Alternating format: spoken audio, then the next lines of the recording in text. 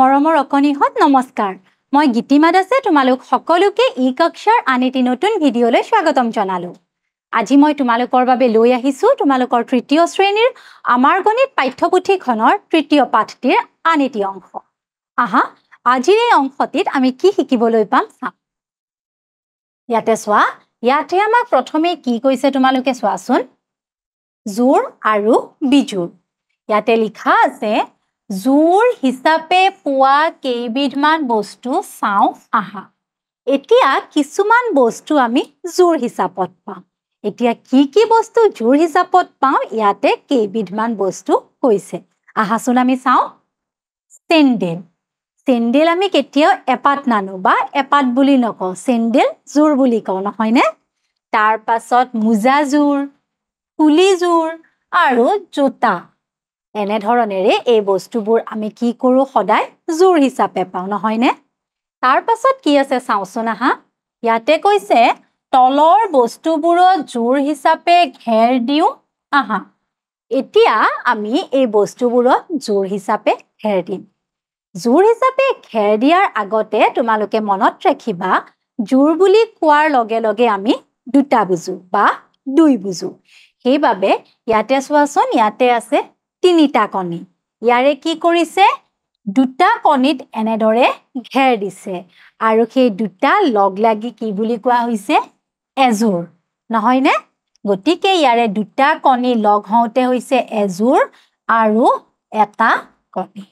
ঠিক সেইদৰে ইয়াতে আছে চাৰিটা আনাৰস এতিয়া চাৰিটা আনাৰসক জোৰ হিচাপত ঘেৰ দিওঁতে কি পোৱা গৈছে দুজোৰ আনাৰস কাৰণ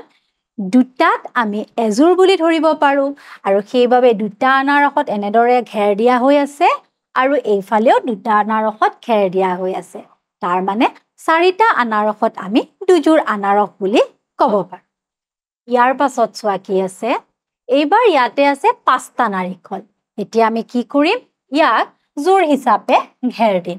চোৱাচোন আমি ইয়াক প্ৰথমে যেতিয়া জোৰ হিচাপত ঘেৰ দিম প্ৰথমতে আমি এই দুটাত ঘেৰ দিলো আকৌ এই দুটাত ঘেৰ দিলো এতিয়া আমি ইয়াতে কেইজোৰ পালো আমি ইয়াতে পালো দুজোৰ আৰু এটা নাৰিকল নহয় নে তাৰ পাছত চোৱাচোন ইয়াতে কি আছে ফুল আছে ছয়পাহ এতিয়া এই ফুল কেইপাহক আমি যদি জোৰ হিচাপত ঘেৰ দিও এনেদৰে ঘেৰ দিব পাৰিম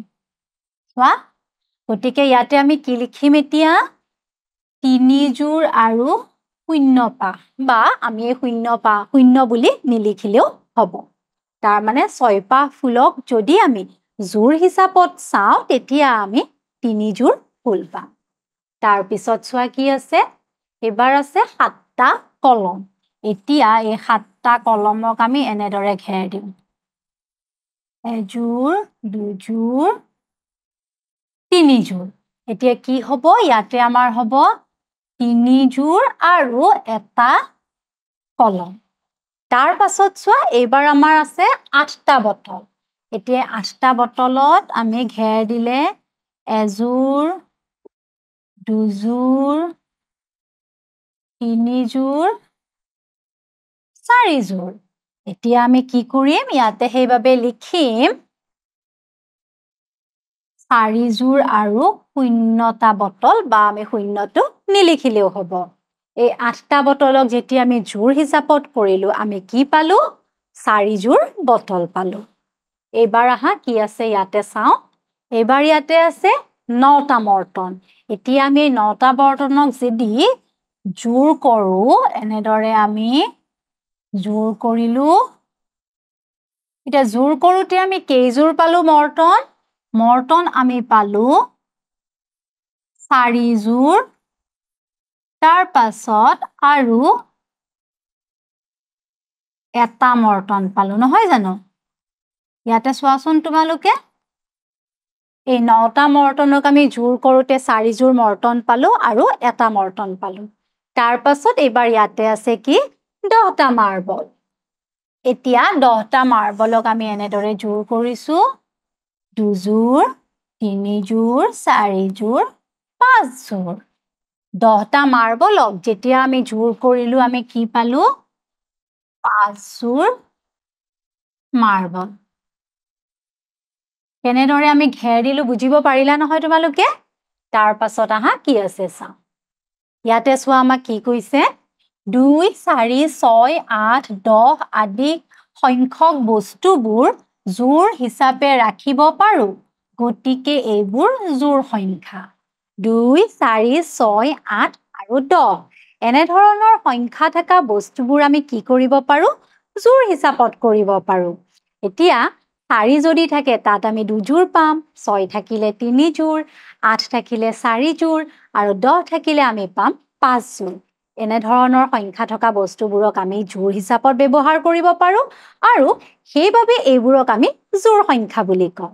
তাৰ পাছত কি কৈছে চোৱা আনহাতে 1 3 5 7 9 আদি সংখ্যক বস্তুবোৰ জোৰ হিচাপে ৰাখিলে এটাকৈ ৰৈ যায় গতিকে এইবোৰ বিজোৰ সংখ্যা কিন্তু 1 3 5 7 9 এনে ধৰণৰ সংখ্যা থকা বস্তুবোৰক যদি আমি জোৰ হিচাপত ব্যৱহাৰ কৰো তেতিয়া এটা ৰৈ যায় সেইভাবে এইবোৰক কি বুলি কোৱা হয় বিজোৰ সংখ্যা বুলি কোৱা হয় মনত ৰব নহয় তোমালোকৰ আহা এইবাৰ ইয়াত আমাক কি কৈছে চাও ইয়াতে এইবাৰ কি দিছে চোৱা তোমালোকে তলৰ ছবিবোৰ জোৰ হিচাপে ঘেৰ কৰি খালি বাকচ দুটাৰ এটাত সংখ্যাটো আৰু আনটো যুগ্ম নে অযুগ্ম হ'ব লিখোৱা এতিয়া আমি এই ছবিখন চাম ইয়াতে চোৱা ছবিখন ডাঙৰকৈ দেখাইছে নহয় ইয়াতে এই ছবিখনত থকা ছবিবোৰ বা তৰাবোৰ আমি গণনা কৰিম আৰু জোৰ হিচাপত ঘেৰ দিম তাৰ পাছত আমি প্ৰত্যেকখন ছবিত দুটা দুটা খালি বাকচ আছে যে তাৰে এটাত আমি সংখ্যা লিখিম আৰু এটা যুগ্ম হ'ব নে অযুগ্ম হ'ব লিখিম এতিয়া তোমালোকে মনত ৰাখিবা যিবোৰ জোৰ সংখ্যা সেইবোৰক আমি যুগ্ম বুলি কওঁ আৰু যিবোৰ বিজোৰ সংখ্যা সেইবোৰক অযুগ্ম বুলি কওঁ তেনেহলে আহা প্ৰথমে আমি ছবিবোৰ গণনা কৰি জোৰ হিচাপত ঘেৰ দিওঁ ইয়াতে চোৱাচোন আমি যেতিয়া জোৰ হিচাপত ঘেৰ দিম এনেদৰে আমি জোৰ হিচাপে ছবিবোৰ ঘেৰ দি লওঁ প্ৰথমে আমি ঘেৰ দিছো তাৰ পাছত চোৱা ইয়াতে ঘেৰ দি লওঁ আকৌ ইয়াতে চাওঁ এবাৰ আমি ইয়াতে দিও জোৰ হিচাপত ঘেৰ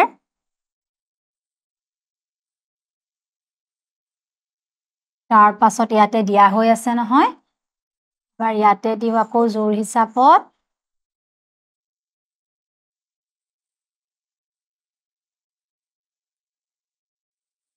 জোৰ হিচাপ বুলি কোৱাৰ লগে লগে আমি কি কৰিব লাগিব দুটা দুটাকৈ এনেদৰে ঘেৰ দি যাব লাগিব কাৰণ দুটা আমি জোৰ বুলি কওঁ তাৰ পাছত চোৱা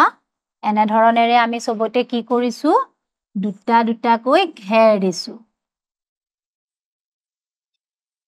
তোমালোকে পাৰিবা নহয় এনেদৰে কৰিবলৈ এটা আমি দুটা দুটাকৈ ঘেৰ দিছো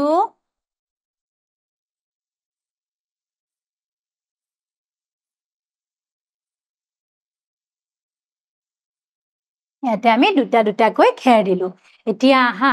আমি ইয়াতে গণনা কৰো আৰু লিখো এতিয়া চোৱা তোমালোকে ইয়াতে কেইটা আছে 1 2 3 4 5 6 7 8 9 10 11 12 13 14 ইয়াতে আমি পালো 14টা আৰু 14টো হ'ব যুগ্ম সংখ্যা কাৰণ ইয়াতে সকলোখিনি জোৰ হৈয়ে গৈছে নহয় নে তাৰ পাছত ইয়াতে চাওঁ আহা কেইটা আছে 1 2 3 4 5 6 7 8 9 10 11 12 13 14 15 16 16 আৰু এইটো হ'ব যুগ্ম কাৰণ ইয়াত অকলে এটাও নাই সকলোবোৰ জোৰ হৈছে তাৰ পাছত ইয়াতে চোৱা 1 2 3 4 5 6 7 8 9 10 11 12 13 ইয়াতে হল 13টা আৰু যেহেতু ইয়াত অকলে এটা থাকি গল আৰু 13 পালো 13টো হ'ব অযুগ্ম কাৰণ ইয়াতে সকলোবোৰ জোৰ কৰিব আমি নোৱাৰিলো এটা থাকি গল তাৰ পাছত ইয়াতে চোৱা 1 2 3 4 5 6 7 8 9 10 11 12 12 আৰু 12টো হ'ব যুগ্ম সংখ্যা তাৰ পাছত ইয়াতে চোৱা 1 2 3 4 5 6 7 8 9 10 11 12 13 14 15 16 16টো হ'ব যুগ্ম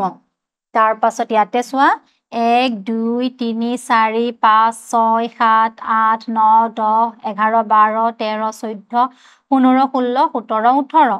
গতিকে 18টো হ'ল কি যুগ্ম সংখ্যা ইয়াতে চোৱা এবাৰ 1 2 3 4 5 6 7 8 9 10 11 12 13 14 14টো হ'ব যুগ্ম তাৰ পাছত ইয়াতে চোৱা 1 2 3 4 5 6 7 8 9 10 11 12 13 14 15 16 17 18 19 20 20 হ'ব যুগ্ম সংখ্যা বুজি পালা নহয় তোমালোকে ইয়াৰ পাছত কি আছে আহা আমি চাম এবাৰ ইয়াতে কৈছে হিপিথিৰ ছবিবোৰ চাই কৰো আহা এতিয়া আমি এই ছবিবোৰ চাই ইয়াতে কৰিম কি কৰিব দিছে চোৱা যুগ্ম সংখ্যাবোৰ এতিয়া আমি ইয়াতে চাম আৰু যুগ্ম সংখ্যাবোৰ লিখিম এতিয়া যুগ্ম সংখ্যা কোনবোৰ হ'ব চোৱা 10 তাৰ পাছত 16 তাৰ পাছত চোৱা 14 12 18 20 হয়নে 10 16 14